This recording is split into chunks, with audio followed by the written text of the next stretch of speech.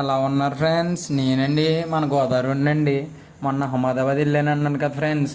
అది మార్కెట్కి వెళ్దాము ఈరోజు, ఫిష్ చికెన్ తెద్దామని వెళ్ళాం ఫ్రెండ్స్. అంటే మార్కెట్కి వెళ్తున్నాము. వెళ్తుంటే ఇంకో మీరు ఇప్పుడు చూస్తున్నారు కదా, ఇదే ఎంట్రన్స్. అటు ఇటు మార్కెట్ ఎంట్రన్స్, చుట్టూరు అన్నీ ఉంటాయి. ఇక్కడ ఎలా ఉంటుందంటే ఫ్రెండ్స్, మళ్ళా లైన్గా ఉంటాయి షాపులు.